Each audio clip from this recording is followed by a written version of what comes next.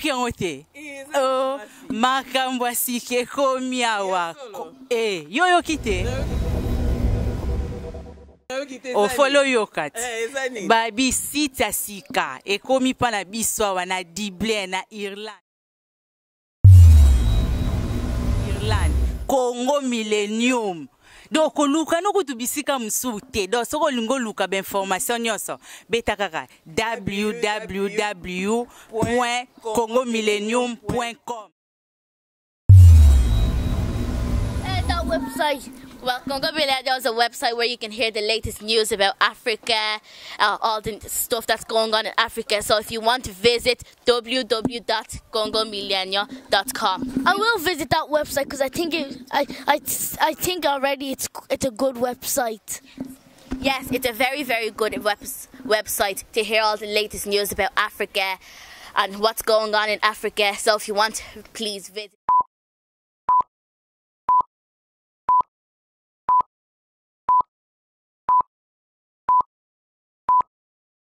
Alors j'espère que vous êtes toujours connectés sur www.congomillennium.com. Toujours qui me pose beaucoup de remarquer. Patience ni en Afrique du Sud, na kasi tozongi poto tuna sumituna oyo pesaki biso et longona Apollinaire Vingi, moi na Blanchester. Alors frère na biso Hugo. Yo ndenge ovandaki oyo evoluaki à côté ya ndeko na biso Alain Moloto. Et loko ni penza ya malamu oyo okwayi ko retenir na moment oyo pasaki na ye elongo. Ma comme à retenir, il y a bien papa Alain, Eza et Belé, mais na et l'eau comme il y a ma casse on a retenir na coquille peut-être que le Isaac pendant 5 ans j'ai vécu avec lui dans une même maison. En dehors il y a un moment où il croit que vous allez soit tous en voyage ou bien tous qui na nuit de prière, veillée, ainsi de suite. Mais tous les jours où normalement, j'ai vu cet homme chaque jour entre 1h du matin jusqu'à 6h debout en train de prier dans sa maison. Na habité Batumususu au Komona peut-être Makamezo qui n'est pas au yébité et l'on y a ça la Nzambe. Au moins Mutumususu Nzamba Tomboli au yébité quels sont où est que kozala alliance nena Nzambe to ba sacrifice nini oyé à ça la Nzambe. Pendant 5 ans ça ce n'est pas quelque chose que j'ai entendu quelqu'un me dire ou bien la musique, j'ai vécu avec lui pendant 5 ans. Chaque jour, je le voyais entre 1h et 6h du matin, debout, en train de faire, en train de prier. Et finalement, il parlait de comment il est là, la radio. Donc, force, si je comprends bien, force, c'est à la mode de vie de prière. Oui, c'est vraiment quelqu'un qui puisait beaucoup de force dans la prière. Et ça, c'est Batunyo so bafanda pemeni nae. En tout cas, sans me tromper, tout le monde qui a vécu avec lui a été impacté dans l'eau Ngai, l'eau. Ce qui, grâce à Nzambe, c'est parce que j'ai été impacté dans la vie à papa Alain. C'est quelqu'un qui aimait beaucoup prier. Moi, je l'ai vu même. Bandé Momoso Soutoyema adorant l'Éternel, moi je l'ai vu recevoir ça dans une langue inconnue. Il prie et l'esprit l'amène dans la dimension. Tu entends la mélodie, mais elle en langue. Et le matin, il t'appelle, Hugo, viens écouter. Voilà, j'ai une guitare avec moi, l'accord moro de base, il te fait écouter.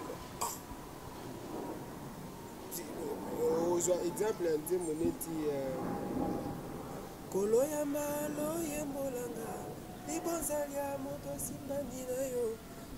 J'ai été témoin dans la nuit où Papa recevait cette inspiration, cette chanson. Il a commencé, je me rappelle encore très bien de cette mélodie. Il était en train de chanter ça, azo yembango na langue, azo prier. Et bon, un salon, moko amunene, deux fois, azo sambela kuna bino na salon abana bozo sambela chacun de nous. En tout cas, et comment qui neti batu balala raté quoi. Au monde français à côté na deux fois Franck Moulaja, en tout cas un peu comme ça. Deux fois ils sont Libanda, azo ça la tour et anda quoi, azo sambela comme ça jusqu'au matin. Et je me rappelle cette nuit, il était en train de prier en langue. Et le matin, il m'appelle pour me dire Yaroyoka. Et Nzembwana, je crois que Bato Baebi Nzembwana, ils savent ce que cette chanson a fait. Et pas seulement cette chanson, je dirais que presque toutes les chansons, ce sont des fruits des moments qu'il a passé dans la présence ensemble. Et ça, c'est quelque chose que je retiens. Merci beaucoup. Bienvenue Mbemba na Dublin. Naasi oyoki ba réponse frère Hugo Azokopé Sabiso. Pedro Vita na Coventry yope oyoki ba réponse frère Hugo Apes. Mais frère Hugo yo tango zaki na Adorant l'Éternel. Nze monini yo oyemba. Oyezaki ya yo moko koma na groupe wana. N'adorant l'Éternel, na Zaki chanteté parce que il y avait déjà des gens au Bazaki na grâce on a suffisamment mais Dieu m'avait fait grâce à cause de la plus na instrument, na piano et ça comblait mon cœur de travailler en tant que tel plutôt. Nzembo Nzamba salanga ngulu na tucha quelques nzembo neti Bobeleo eza kanga morote. La grande partie c'était notre bien-aimé le frère Atoms, actuellement pasteur. Yé to salanaye et puis Mosusu eza Moi on a été en retraite et pas frère Blaise Nalemba. Yum to comment Nzembo moi nampate? Moi nampate il y a une partie okokisa makambo nyoso ne kulusu. Ponatina nangai. Ça c'était en fait on était en prière ngai frère Atoms na frère Blaise. Alors comme ngai na banda kotanga susu te ngai sina saki mais bango banda ki nanko Otanga, alors, il fallait qu'il y ait la classe normalement et moi je continuais à rester en prière. C'est là que j'ai eu, Dieu m'a inspiré cela. Et tant que alors on continue à chanter comme ça. Et plus, il a aussi apporté tout le reste qui est au Landaki Nassimo. Ah merci frère Hugo. Et Meka bongo beli so bagina tuna osusu nze monini. Par exemple là nze peneti molimo kita. Molimo kita Dieu m'a fait grâce à kochango na kati kuna. Voilà, bon le reste les a pe banzemo mususo que non peut-être ezaki adorant l'Éternel té et j'ai prié na arrangé to tien adorant l'Éternel. Et puis Nzambe pasali ngolu et kenango pe bongo.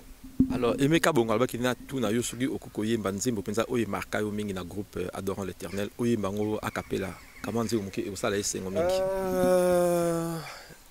Il n'y a pas un cantique particulier et marquant parce que nyoso chaque chanson ezaki na particularité nango, profondeur nango parce que en fait n'adorant l'Éternel, c'est qu'on faisait des chansons, c'était quoi? C'est de prendre les paroles de cette chanson, vivre ça dans la présence de Dieu comme une réalité vraie liboso nzambe. Alors ça fait que nzembo nyonso oyo bokoyemba tango tu prends le temps de te présenter devant le trône de Dieu avec ces paroles, aux mango, faisant de ça comme ta propre vie. Il y avait toujours bon, n'habité dans un nzembo moko particulier, mais banzembo presque nyonso, mais bon na ko nzembo lokola ozali oyo abongi na lokumu mosungi na kokamwa mokonzi monene aza na bomoi ozali oyo asimbi bomoi na nga bipa na tie motema bipa miso na nga eza kotala. Voilà, par exemple,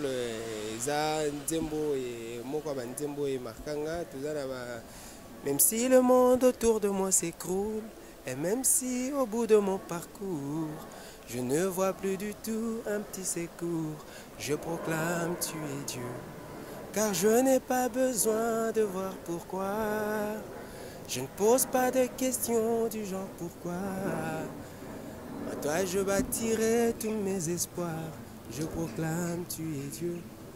Banzembo eza ebele. Utangana koma kosambela, utangana koma mokristo.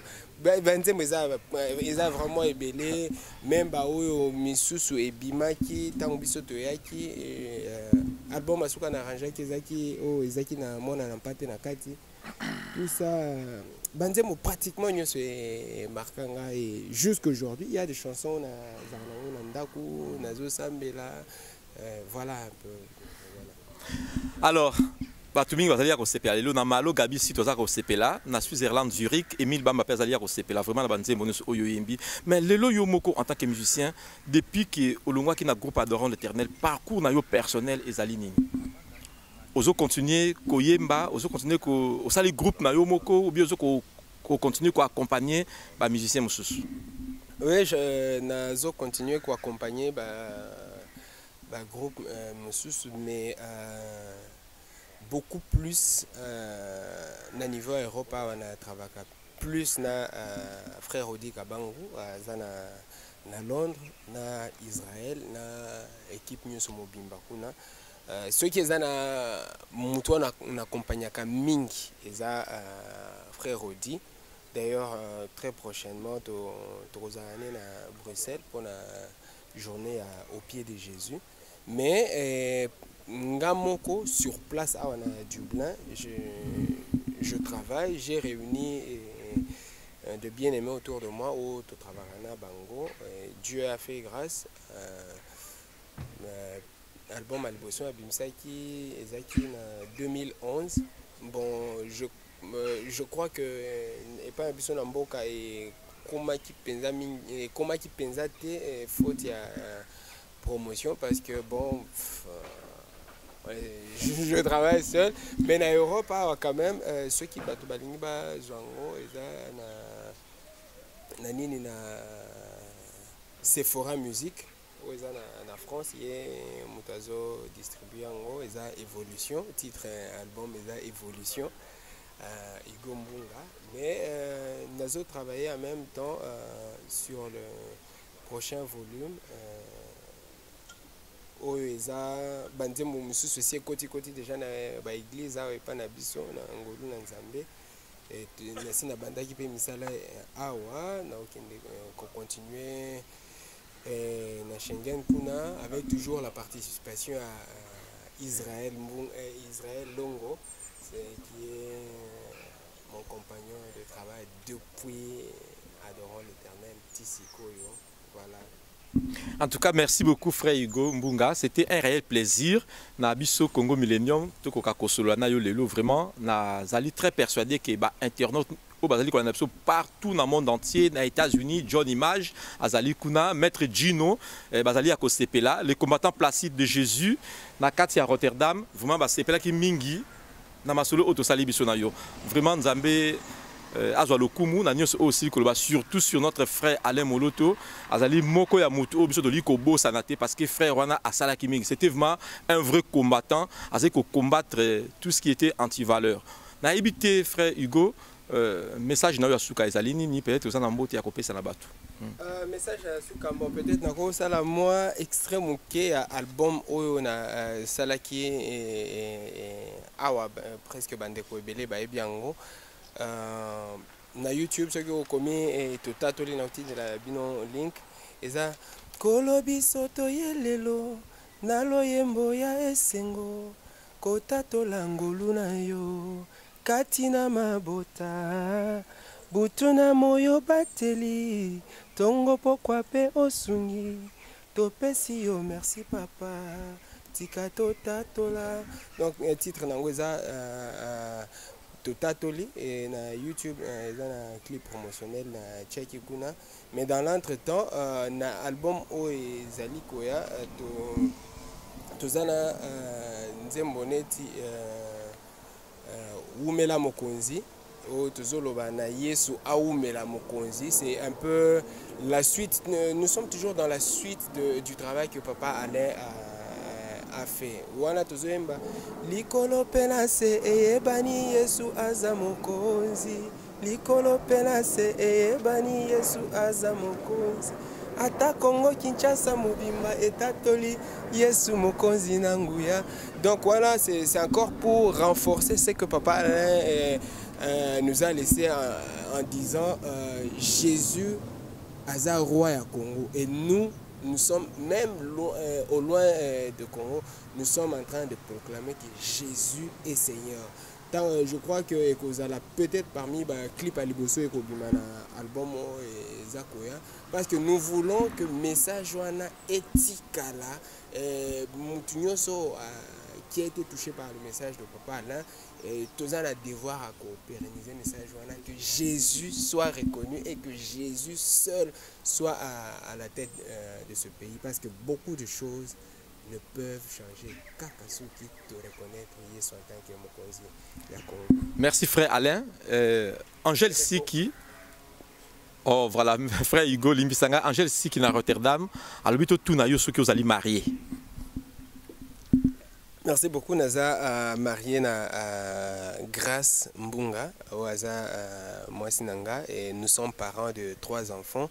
Hugo Junior qui a 5 ans, il y a Zoé Jani qui a 3 ans, et puis Cristal qui a 2 ans pratiquement. Voilà, donc c'est déjà une grande famille. Ouais, c'est déjà une grande famille Ndengolobi, Mama Grâce Mbunga, Yayo Yango Yombote. Vraiment, to comme la souka émission na biso, na éviter ceux qui dernier mot na yo, aux la dédicace ya kosala, aux la bateau ba mona yo kala, ba katrabi so tika na musique, ceux qui ont ba mbote ya kopesa bango. Na ko pambola bandeko nyonso bazolanda biso, na pesi mbote pa tonton Kamou waza oncle nangai na Allemagne. Tantine José, famille Moulumba Nyoso, na pesi mbote na frère Nanga, Achille Moulumba, na pesi Dédé Lukusa mbote, bébé Nabiso Laël, moi na frère Nanga na France, toza na pesi Israël Longo mbote na Londres, frère Odi, frère héritier de Jésus. Na pesi Kulutu nanga moko na Kinshasa 33 Chitenge, na pesi mbote place azali nabiki akosepela, na pesi révérend Billy Machala na Canada, na pesi mbote na libota nyonso bandeko nyonso nabiki boza ebele. En tout cas nabite so na kokosisa bakombo awa Prince Malco na Suède, na pesi epe mbote na libota nyonso mama Eugénie, na pesi bandeko nyonso adorant l'Éternel mbote, na pesi bandeko nyonso ya Eden mbote, frère Clovis place ozali kola pambola, na pesi libota nyonso ya papa Alain moloto mbote. En tout cas toza bomoko bana nzambe nyonso nkola pambola bino. Pasteur Novi kala mingi te tokozala na France pona musala kuna epa na yo, na pesi frère Papicho Akewa mbote, mariage neza le 14 juin awa tokozala wana na Paris pona koya kokumisa nzambe elongo na bino. Pasteur Noela bino nyonso, en tout cas nkola pambola bino. Voilà, merci. Merci frère Hugo Mbunga, très chers internautes, ça a été un réel plaisir pour nous tokoka kopesa bino susu maloba ya ndeko na biso Alain Moloto na nzela ya frère Hugo Mbunga. Vraiment merci mingi na famille Tamba, papa Claude Tamba ainsi que maman Wivine Tamba, bango ba pesi biso cadre auto sali nango émission. Vraiment vous a toujours branché d'une manière régulière et permanente na congomillenium.com. Maman Jolie Dibendi na Ataï makanis na biso ezali epai na yo, la mère de mère Rita Bamba makanis na ngai ezali epai na yo toujours, et na profité ko remercier un euro dans l'ombre o azali ko sala ete musala oyo côté machine ezala toujours kitoko, c'est notre jeune enfant Ross Dibendi, et sans oublier o azaki na caméra pour na kozwa bilili ndeko na ngai Ricky Dibendi. Vraiment bozala ko pambwama pe botika toujours connecté sur congomillenium.com. Alberto Luyambula na Bruxelles, ba penser na ngeza diriger epai na yo. Merci beaucoup, au revoir et à la prochaine. Merci pe na ko remercier équipe News Congo Millenium pour na marque à considération au apporter pananga na interview. En tout cas, merci beaucoup Nzamba Pambola Bino. Tous les plaisirs pour nous. Tout salut toujours Anna. En cas de besoin. Congo Millenium, c'est le monde entier, partout dans le monde entier. Et à chaque problème, boza nango, likambo lingi toya, tokoya partout iska bozali. Allez, au revoir.